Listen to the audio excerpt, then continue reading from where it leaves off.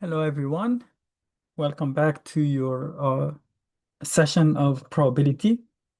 Last time we started talking about the hypothesis testing, and today I'm going to give you two examples of those.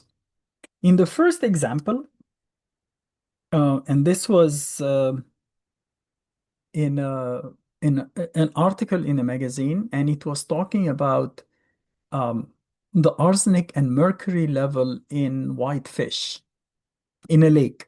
So basically, we established that the highest level of mercury or um, of arsenic in white fish has to be no more than mu equals zero point 0.3 milligram per kilogram of fish. Okay? So to check that, we went to the lake. We caught like 8 fish randomly from different locations of the lake. So n equals 8. We measured the level of arsenic and mercury in the liver, and it turns out that X bar was 0.32 milligram per kilogram. The standard deviation was 0.05 roughly mg per kilogram. And we want to test to see if is it safe to eat fish from that lake at alpha equals 0.05. Uh, I want to see if we have, no. Okay. Okay. So the numbers are fine. We need to run an experiment for that. So as usual, we start with the null hypothesis, mu equals zero point 0.3. It always comes as equality. The alternative hypothesis, notice that we want to make the alternative hypothesis an upper test. Why? We want to see if the amount of mercury is significantly higher than this limit, in which case we would reject the null hypothesis. And when you reject the null hypothesis, it means you accept the alternative, right? So you always want to make the stuff that you want to be able to prove as an alternative hypothesis. Unless, of course, it was mu equals something and it has to be the same, like we said, the dimension of a door.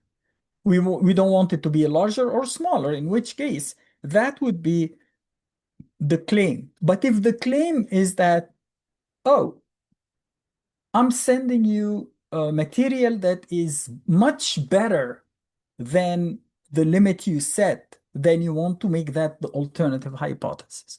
Or impurities that are less than established value, also you want to do that as alternative because it's easy to prove. This one, you cannot accept it. You can either reject it or fail to reject it, which is less powerful than accepting something. You never accept the null hypothesis, but if you reject it, that means you accepted the alternative. So the alternative is where you place the stuff that can be proven. Notice that if you have a defendant and is going in uh, in a tribunal and we are now on court and the jury will be asked at the end by the judge, did you find the defendant guilty or not guilty? Notice not guilty is less powerful than innocent. You cannot prove innocence, but you can say, I had enough evidence to conclude that the null hypothesis is false. And by doing that, you are accepting the alternative, meaning you say the defendant is guilty, or you didn't find enough evidence to conclude that that person is guilty, so you say not guilty, not innocent. So that's the null hypothesis. You cannot prove it, but you can either reject it or say, well, I didn't find enough evidence to reject it. It's very important to understand that. So the alternative here is mu greater than 0.32. at alpha equals 0.02, 0.05. Now, we know that we will be using the t-statistic, which is x bar minus its expected value over its measure of error, which we call the standard error, which is the standard deviation over the square root of n. And you would reject your rejected region, its only region, reject if t calculated is greater than t of 0.05. It's one-sided, so all of the alpha is one side and 7 degrees of freedom. Meaning, here is your t distribution. And here is the value, t alpha at t 0.05 and 7 degrees of freedom, meaning this area is 0.05. At that case, you calculate the t calculated equals x bar minus, you get the mu always from the null hypothesis, over sigma over s over the square root of n. So the numerator is 0.02, and then you multiply by square root of 8, and then you divide by 0.05. You get 113. I don't know where one, of course I know. It's to the left of that. I know it because if that was a z, its value is 1.645. The t is lower and wider, so this value is definitely more than 1.645. So this one would be to its left. I would fail to reject. But I say I don't know. Okay, here is 1.13. I want to calculate this area. If this area is greater than 0.05, I would fail to reject because this area would give me the percentile of my sample. I reject the lowest, the worst 5%. Notice, if I want the arsenic, I don't want any arsenic. So negative infinity is my 100th percentile. 90th, 80th, 70th, 60th, 50th in the middle until I get the 5th. So if the percentile of my sample is higher than the bottom 5%, I would fail to reject because I only reject the worst 5%. Think of it like that. So I have to calculate what we call the p-value. The p-value is the area to the right of 113, but the calculator gives you areas to the left. I know by symmetry, if this is negative 113, this also is the p-value. So I will go to my calculator, select distribution, go to t cumulative distribution function. Notice the cumulative, I'm starting from negative infinity. We write that as negative 1 EE99, comma, to negative 1.13, comma, and 7 degrees of freedom. You have to enter the degrees of freedom. You get 0.147 on 148, meaning I'm roughly at the 15th percentile. I only reject the bottom 5, so I will fail to reject the null hypothesis at 0.05 level of significance. But now the decision maker, when he or she looks at this number and say, oh, that's higher than 0.05. If that number was 0.06, for example, they would say, well, this is public safety. I have to be more confident. So either I would increase the sample size or maybe just select another sample and check again, because it's very close. But if it's 14 versus 5, you are far from the rejection region. I think it's safe. It's not that bad to eat fish from that lake. Okay, do you see the idea? Okay, So having said that, how we do the whole thing uh, using your calculator. You don't need to do all these calculations unless, of course, you are showing your work in a test or a homework. But you can check your answer after you're done with a calculator by going to Stat, go to the tests, select the t-test. We call it a one sample t. You can either, if you have the data, I already entered the data here. If you have the data, meaning the 8 individual values, you have to select data, but we don't. We only have the statistics. Notice we entered mu sub 0 is 0.3, x bar is 0.32. Oh, I'm sorry. Why did I write 32 here? I'm glad I checked back. 0.32 is x bar. I hope you caught that.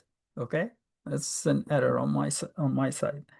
The standard deviation is 0.05. The sample size is 8. My alternative is greater than, and I want to calculate. You click calc, and you see 1.147, 0.148 when we, round it up. So it gives you the t value, you don't need to calculate it, and it gives you the p value. You also don't need to calculate it. But if you are calculating that, you can check your answer. That was the first example. The second example, I wrote down the values. This was like some kind of a performance indicator measure, uh, whatever that was for. So you selected values for that, 9 values, and here they are. And they tell you, we want to check to see if, and we want it to be 107. So in this case, they didn't tell you more or less, that we want to hit 107. So that would be the null hypothesis is mu equals 107 versus the alternative hypothesis mu does not equal 107. Also, if they didn't specify, it means alpha is 0.05. So my test statistic, or t, we write it usually in uppercase. We say x bar minus mu over s over the square root of n. We would reject if my t calculated is more than t alpha over 2 in degrees of freedom, or less than t 0.975 and 8 degrees of freedom. Okay? So again, we can calculate these. That's the rejection region. But then we are going to calculate, in order to calculate t-calc, we have to find x bar and we have to find s. So really, we have to enter these in the list. So you click on stat and edit. In edit, you have list 1, list 2, list 3. So we want to enter that in list 1. 123, 106, 114, 128, 113, 109, 120, 102, and 111. I enter the 11 values. Now I can go back to stat and maybe calculate the statistics, one variable stats.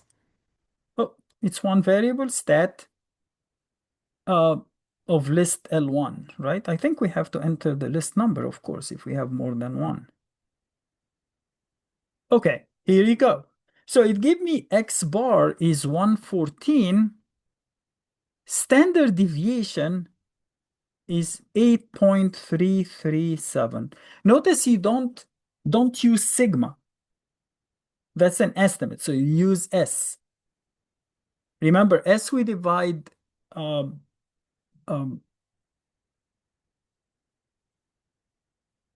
here. That's what we need. Okay, we use the S, not the sigma. Sigma is unknown. So after doing that, we can say T calculated equals X bar, which is 114. I don't think we can select those. No, 114 minus 107, which is 7, divided by sigma, which is 8.337, or it was 66 something, over, meaning you multiply by the square root. Well, you multiply by 3 because the square root of 9 is 3. So you get t-calc is 2.51. That's most likely would be rejected because for a z, this value is 196 and negative 196. So 251 is probably more than that. Again, remember how we said we can calculate the p-value. The p-value, we can calculate it for 251, but we can calculate it for negative 251, and we have to multiply it by 2 because that's a two-sided test. The optimal would be exactly at 107. If you go to the right or to the left, your percentile decreases. Meaning if you are exactly here, you are not the 2.5%. No. Yes, these 2.5% are worse, but those also are worse. What does it mean worse in this case? Further from the mean. So I can say it's the cumulative of negative 251 times 2. So let's see what we get. If I go to second distribution again and go to the t cumulative distribution from negative infinity up to negative 2.51 and 8 degrees of freedom because I have 9 data points. Oh, what happened?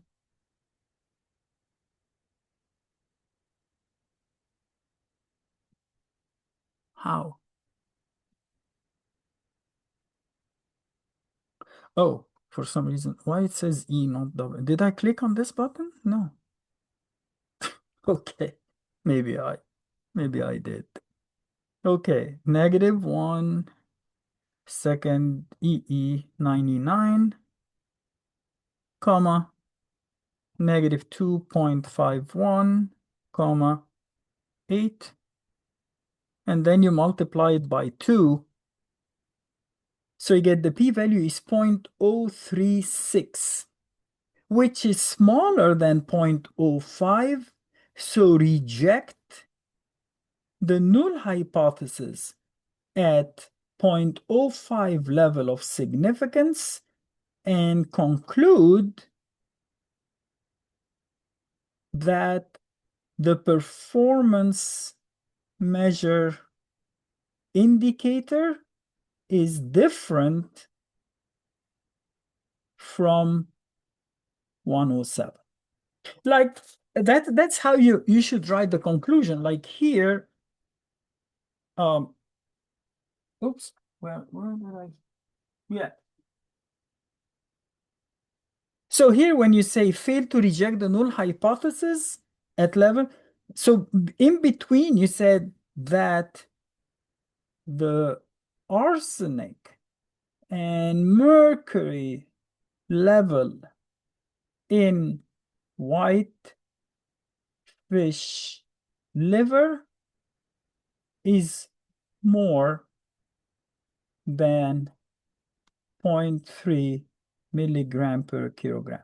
It's usually better to say, what did you reject? I'm not going to go because here it doesn't say that. I don't know what is the 0.3, what is the 0.05. You are doing your math. I have no clue what you're talking about. So as a decision maker, you have to tell me, I failed to reject the null hypothesis that the arsenic and mercury level in white fish liver is more than 0.3 milligram per kilogram at 0.05 level of significance, meaning I ran the test assuming that we are rejecting the worst 5%. Okay? So, and same thing here, the level of the performance measure indicator is different from 107 at 0.05 level of significance. Okay, now we need to see how we do that. Notice we entered everything in the list. So now I can go to stat and say test, a t-test, Now I have the data. Yes, the data is there. Mu is 0.3. I'm checking mu greater than mu sub 0. So it's going to calculate the X bar and the S, and I don't need to do anything. All what I need to do is to say calculate. No, no, no, no, no. I'm sorry, I'm doing, that's not the one. The point 3 was from the last. I, I hope many of you said, oh, be careful, you're doing the wrong one. And I didn't hear you. Mu is 114, right? Is 107, I'm sorry, 107. That's why you got a huge negative. Anyway, so, and this was mu doesn't equal mu sub 0. So I got some stuff from this problem, other stuff from the previous problem, and I was erroneously solving something nobody asked me to do. Okay, yeah, 2.51, that's the t-value, and then 0.036 was the p-value. So the t and the p are calculating for you, gives you s of x, because it doesn't need sigma x. The other one was giving you all the possible statistics you may ask for. And here, of course, you would reject since the p value is less than 0.05. I hope this wasn't bad enough that, this final thing I did was the ridiculous stuff I did here. I was combining both problems. I hope it didn't confuse you. And basically, that's it for that. I usually don't like to go over the tests for chi-square of that the variance of a population is something, because we don't know the variance, and we don't care, as you will see when we start working with two samples. But the idea is the same. You can run a test for chi-square. You know chi-square is n minus 1 s square over sigma square. We learn how to construct the confidence interval. Um, so, um, you can do that. Before or I think I will stop here. Maybe I will come back to this information because I think it's too much for one session.